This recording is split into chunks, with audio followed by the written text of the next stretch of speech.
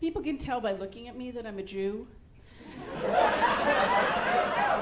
But they never ever guess that I'm a professional dominatrix. Actually, because I'm not. But I did think about it a lot when the economy crashed. And I was pretty ambivalent, which was part of the problem. Because I'm pretty sure that an indecisive pro-dom doesn't get return customers. I'd be like, okay, instead of being submissive, could you kind of be highly agreeable? Or is that setting the bar too low for somebody to crawl under while I'm calling them names? It's an ethical dilemma, right? Like, is it okay to make somebody do something he doesn't want to do when what he wants is a woman to tell him to do things he doesn't want to do? Like, can you be an egalitarian pro-dom? Does that mean you have to pay for half the session? I don't know. There's a lot of new vocabulary to learn, right? So did you know that a corset is just a fancy name for a girdle? Yeah, ordinary objects acquire a new life in pro-dom world. So like a stinky, dank basement, poof, becomes a sexy dungeon. And crawling, it's not just for infants anymore. It's how the new French maid dusts the baseboards. But the other problem that I had was I'm a worrier. So like I was like, okay, I'm gonna have to get 37 copies of the handcuff keys. No. And like, I worry like if I hurt somebody too much, I'm like, oh my gosh, should I go get the Bengay? Like, can you imagine anything killing a mood faster than the smell of Bengay? Really. So 0.05% of people in Oregon are Jews, 0.05%. So I often meet people who are like, I've never met one before. And so I say like, it's not a problem. I'm happy to represent all Jews everywhere. I'll answer all of your questions. Yes, we are like penguins, we do mate for life.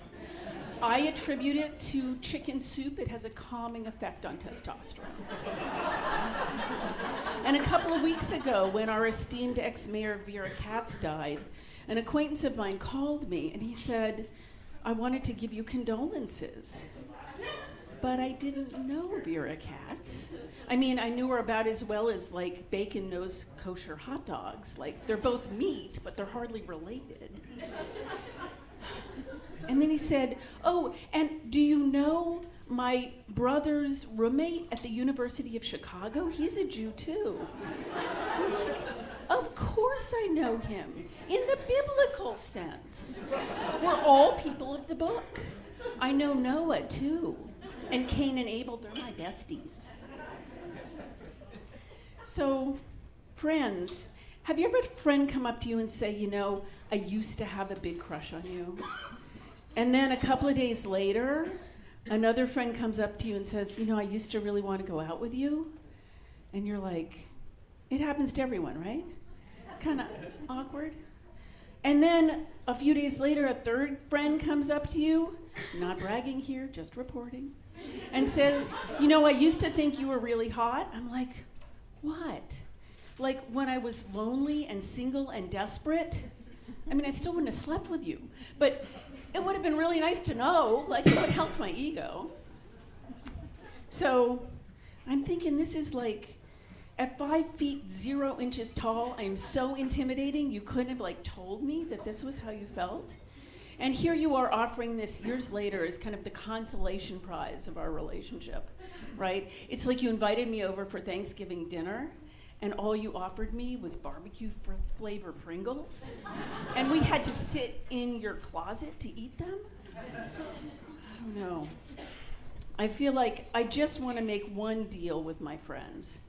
Like, I will invite you over, I will feed you chicken soup, I will answer all your Jew questions. I'll even show you my leaky basement.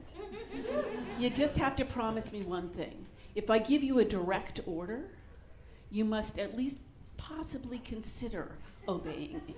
Thank you.